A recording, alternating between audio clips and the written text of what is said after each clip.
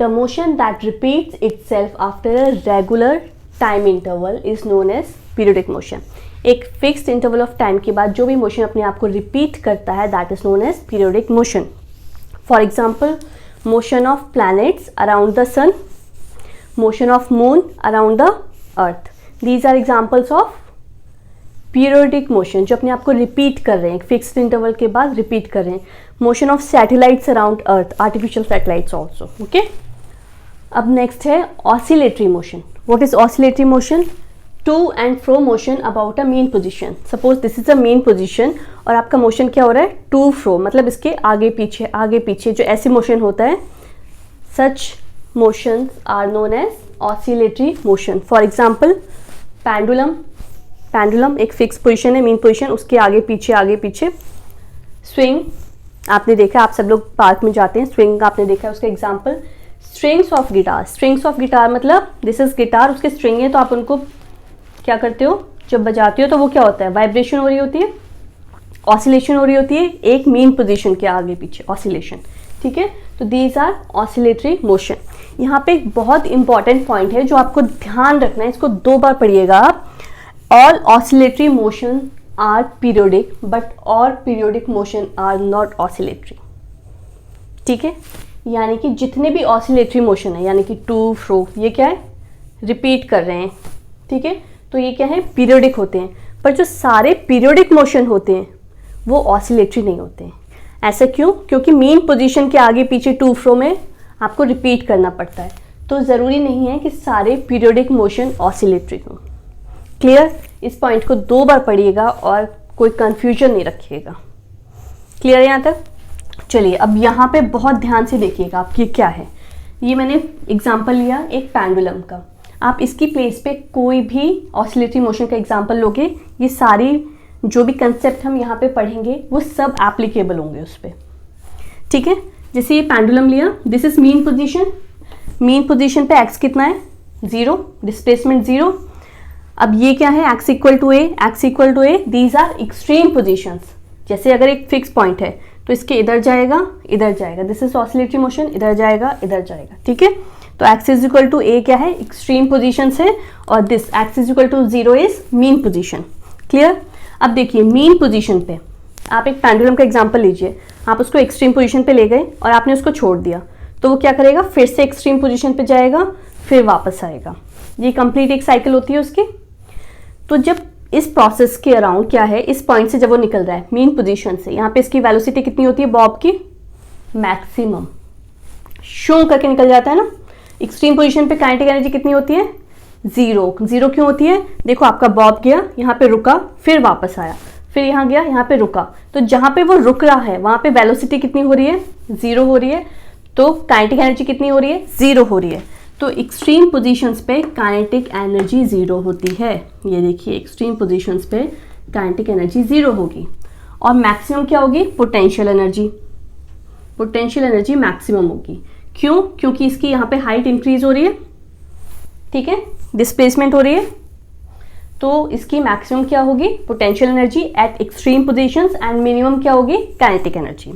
अब हम आते हैं मीन पोजीशन पे। मीन पोजीशन पे क्या होगा? काइनेटिक एनर्जी मैक्सिमम, मैंने अभी आपको बताया शो करके निकल गया, ठीक है। तो kinetic energy maximum and potential energy 0। Clear है? अच्छे से देखिएगा इसको, ठीक है।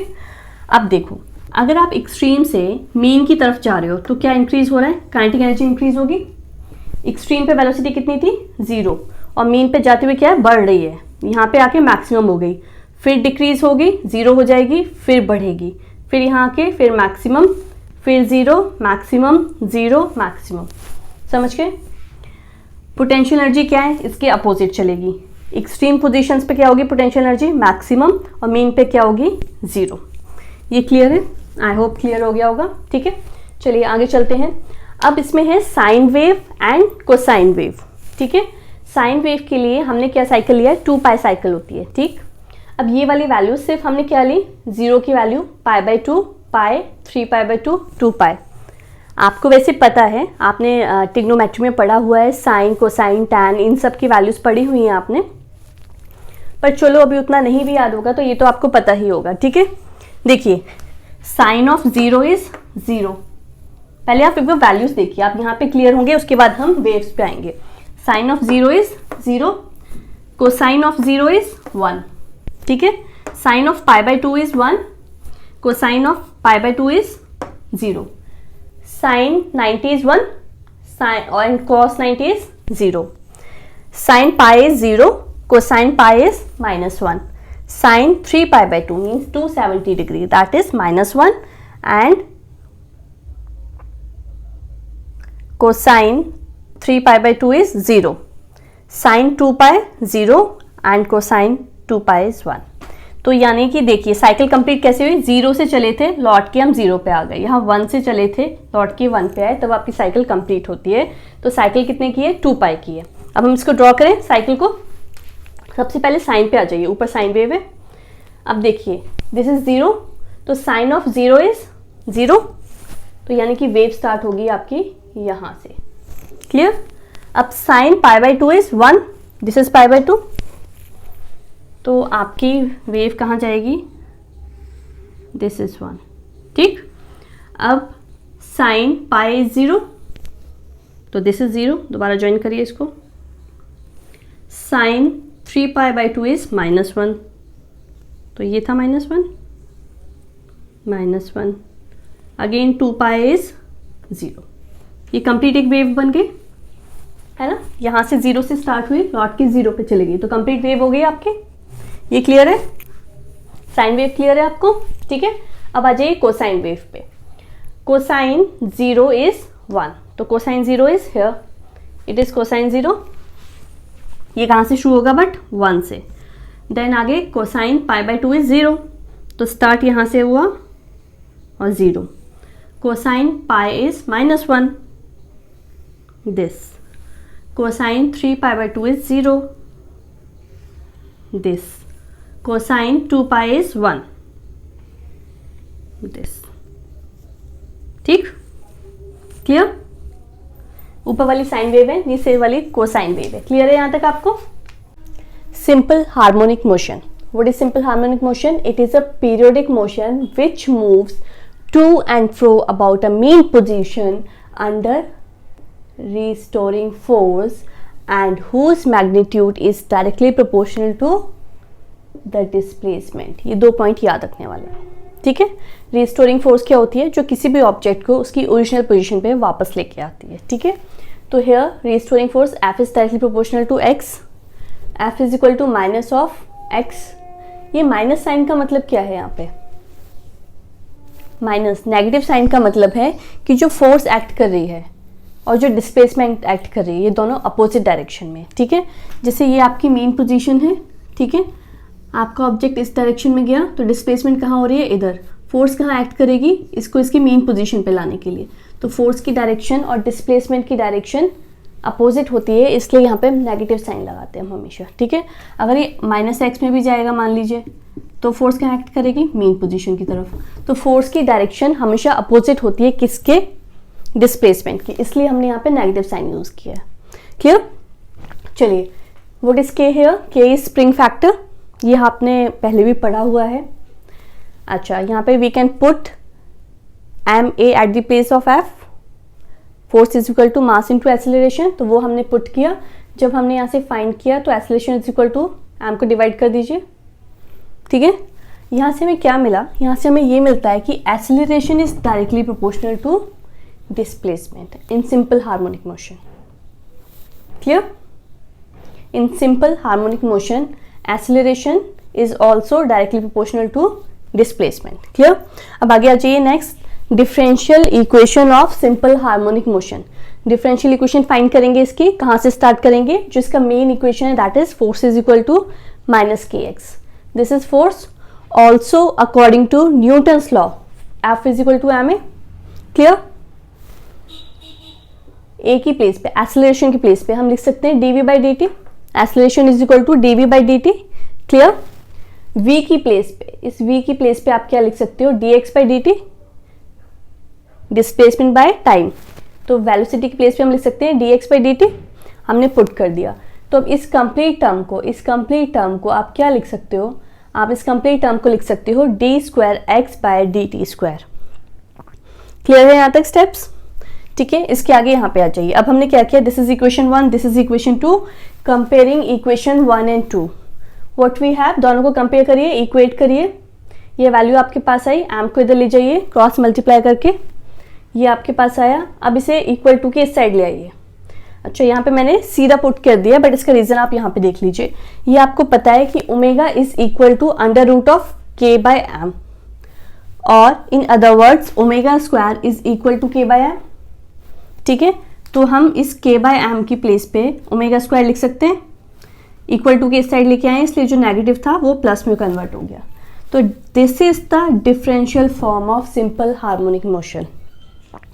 अगर इस डिफरेंशियल फॉर्म में आपको कोई इक्वेशन मिलती है तो आपसे अगर पूछा जाता है कि is it simple harmonic motion, तो yes it is simple harmonic motion, इस फॉर्म में अगर आपको मिलता है तो। ठीक है, क्लियर यहाँ तक। हार्मोनिक मोशन कैरेक्टरिस्टिक्स में क्या क्या आएगा, इसकी displacement, velocity, acceleration, time period, हम सब कुछ फाइंड करेंगे। ठीक है, बट सबसे पहले हम करते हैं कि सिंपल हार्मोनिक मोशन को हम कैसे इसमें कंसिडर कर रहे हैं। एक सर्कल में स्टडी कर रहे हैं, इस सर्कल को हम क्या बोलते हैं, सर्कल ऑफ रेफरेंस बोलते हैं। ठीक है, और ये पी पॉइंट जहाँ पे एक पार्टिकल हमने रखा है, और हम एट पी पॉइंट इसका क्या स्टडी कर रहे हैं, इसका मोशन, यानी कि इसकी डिस्प्लेसमेंट, वेलोसिटी, एक्सेलरेशन सब हम पी पॉइंट पर हमने पार्टिकल प्लेस कर रखा है, तो हम उसके अकॉर्डिंग फाइंड करेंगे। ठीक है, अब देखिए इसको सर्कल ऑफ रेफरेंस क्यों कह रहे हैं।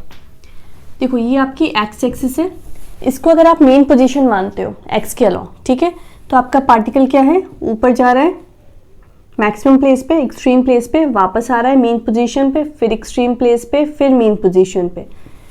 सेम पेंडुलम जैसा केस नहीं है, उसमें भी क्या होता था, ये देखिए आपका ये पार्टिकल है, ये जा रहा है एक्सट्रीम पोजीशन पे, फिर आ रहा है मेन पोजीशन पे, फिर जा रहा है एक्सट्रीम पोजीशन पे, फिर मेन पोजीशन पे, एक्सट्रीम पे, मेन पे।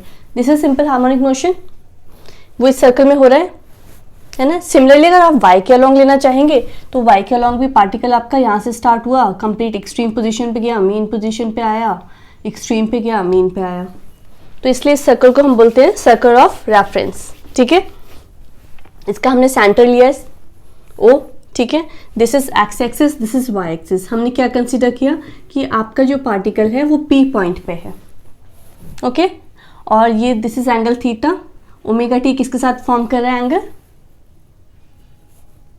With centre. ठीक है, अब चलिए, अब इसमें हम सबसे पहले क्या स्टडी करेंगे, डिस्प्लेसमेंट। डिस्प्लेसमेंट क्या हो गई, अगर हम एक्स एक्सिस के अलोंग डिस्प्लेसमेंट स्टडी करेंगे तो एक्स फाइंड करेंगे, वाई एक्सिस के अलोंग वाई फाइंड करेंगे। तो दिस इज डिस्प्लेसमेंट। डिस्प्लेसमेंट मतलब सेंटर से या मेन पोजीशन से आपका जो पार्टिकल है वो कितना दूर है, मेन पोजीशन से कितना दूर है। क्लियर। अब जैसे पी पार्टिकल है, तो अगर हम इसे एक्स एक्सिस से लेंगे तो कितना दूर है, यहाँ पे पहुंच जाइए, दिस वाई, इतना दूर है। अगर हम वाई के साथ लेंगे तो कितना दूर है, ये वाला डिस्टेंस जो फाइंड करेंगे इतना दूर है। ठीक है, क्लियर है। इसको सर्कल ऑफ रेफरेंस बोल रहे हैं, यहाँ पे क्लियर है। ये पॉइंट्स मैं आपको भी थोड़ी देर में बनाती हूँ, पहले हम यहाँ से स्टार्ट करते हैं। ठीक है, अब आ जाइए सबसे पहले डिस्प्लेसमेंट में। डिस्प्लेसमेंट में यहाँ पे देखिए, इन ट्राइंगल OPM, OPM कौन सा ट्राइंगल है, दिस ट्राइंगल। इस ट्राइंगल में क्या है, sine theta is equal to perpendicular by, that is y by a। अच्छा, मैंने आपको ये नहीं बताया, this is a, amplitude. Amplitude क्या होता है, मैक्सिमम डिस्प्लेसमेंट जो आपकी होती है दैट इज एम्पलीट्यूड। तो किसी भी सर्कल में सेंटर से मैक्सिमम डिस्प्लेसमेंट क्या होती है, उसका रेडियस, राइट। तो उसको हमने लिया है a से रिप्रेजेंट कर रहे हैं, तो sine theta is equal to this. ठीक है, तो यहाँ से हमें क्या मिलेगा, y is equal to a sine theta, और साइन थीटा कितना है, थीटा कितना है, this is omega t. Clear. ठीक, अब ऐसे दूसरे ट्राइंगल में आ जाइए। कौन सा triangle, in triangle OPN, cos theta. Cos theta किसके इक्वल होगा,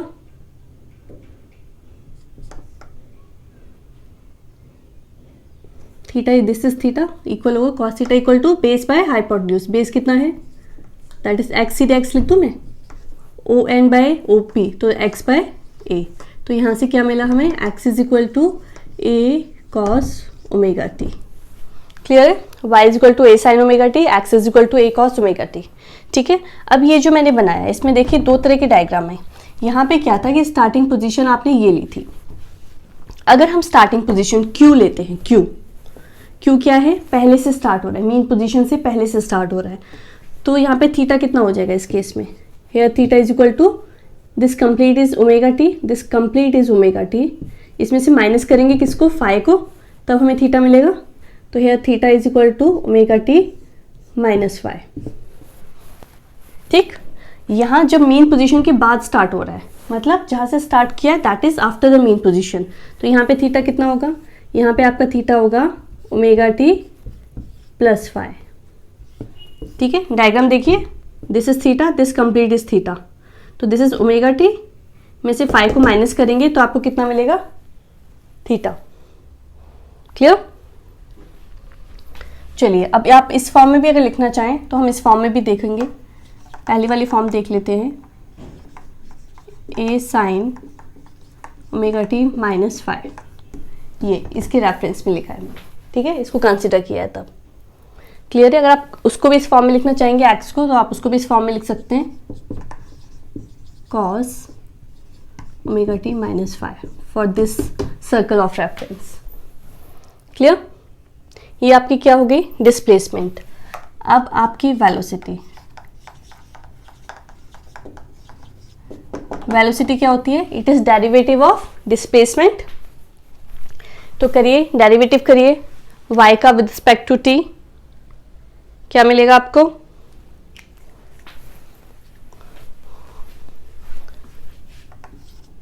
it is dy by dt। इसका डेरिवेटिव करिए,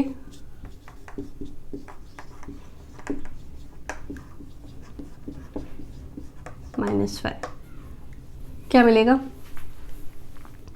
a as it is, sine का क्या होता है, cos omega t minus five and with 1 omega.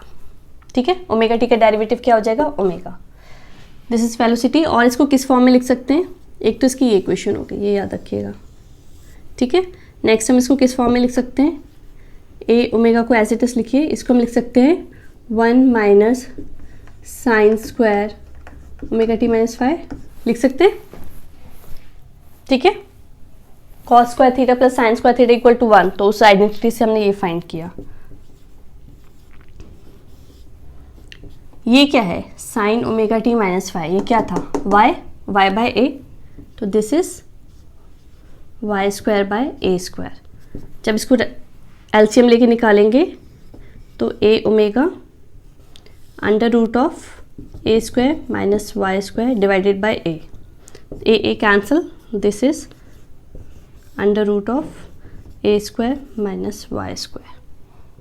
ठीक है, तो this is also the formula of velocity, this is the formula of velocity and this is the formula of velocity. अब depend करता है आपको न्यूमेरिकल में किस वे में पूछा है, कॉस के फॉर्म में अगर आपको एंगल्स दिए होंगे तो आप ये पुट करना, अगर सीधा वैल्यूज दी होंगी तो आप ये पुट करिएगा। ठीक है, अब इसमें क्या है, आपके स्पेशल केस हैं। स्पेशल केस में क्या है, eight extreme position, extreme position पे y की वैल्यू कितनी हो जाएगी, इक्वल टू एम्पलीट्यूड। एक्सट्रीम का मतलब होता है यहाँ से चल रहे थे अगर, तो यहाँ आएंगे। ठीक है, और अगर हम y एक्सिस के लॉन्ग ले रहे हैं तो यहाँ से चल रहे थे एक्सट्रीम पोजीशंस पे, जहाँ पे मैक्सिमम एम्पलीट्यूड होता है, दोज आर एक्सट्रीम पोजीशंस। आपका डिस्प्लेसमेंट कितना हो जाएगा, एम्पलीट्यूड के इक्वल। तो जब आप इसमें पुट करोगे तो आपका ए स्क्वायर माइनस ए स्क्वायर, तो दिस विल बी ज़ीरो, यानी कि एक्सट्रीम पोजीशंस पे आपकी वेलोसिटी ज़ीरो होती है। Clear? Mean position, at mean position पे क्या वैल्यू होती है, मीन पोजीशन पे y की वैल्यू कितनी होगी, डिस्प्लेसमेंट कितना होगा, 0। ठीक है, तो आपकी वेलोसिटी कितनी हो जाएगी, this is omega under root of a square minus 0, that is omega a. यानी कि मीन पोजीशंस पे आपकी वेलोसिटी मैक्सिमम होती है और एक्सट्रीम पोजीशंस पे आपकी वेलोसिटी 0 होती है। यहाँ तक क्लियर है? एक बार ध्यान से देख लीजिए। Acceleration a is equal to d by d t, ये हम सबको पता है। वेलोसिटी अभी फाइंड की हमने a omega cos omega t minus five, इसका डेरिवेटिव करेंगे तो हमें क्या मिलेगा, a is equal to amplitude capital A omega square minus sine omega t minus five. देखिए यहाँ से हमें क्या पता चल रहा है कि acceleration is directly proportional to displacement, ठीक है। और एट मीन पोजीशन पे क्या होगा, जब y ज़ीरो होगा तो एक्सेलरेशन कितना हो जाएगा, zero. And at extreme position acceleration is equal to minus omega a. Clear है। आगे आता है आपका टाइम पीरियड। टाइम पीरियड क्या होता है, it is the time taken by the particle to complete one oscillation. Acceleration का फॉर्मूला अभी किया हमने, ओमेगा स्क्वायर y, इसमें हम नेगेटिव साइन को नेगलेक्ट कर देंगे तो ओमेगा क्या हो गया, under root of a by y. Time period क्या होता है, time period is 2 pi by omega. यहाँ पे ओमेगा की वैल्यू पुट करिए, आपको टाइम पीरियड मिल जाएगा 2 pi under root y by a, that is 2 pi under root displacement by acceleration. What is frequency? Frequency is reciprocal of time period. So it is 1 by 2 pi under root of acceleration by displacement. ठीक है, ये यहाँ पे आपके finish हो जाते हैं characteristics of simple harmonic motion. Next part हम नेक्स्ट वीडियो में करेंगे. Please like and subscribe my channel for such videos. Thank you and have a nice day.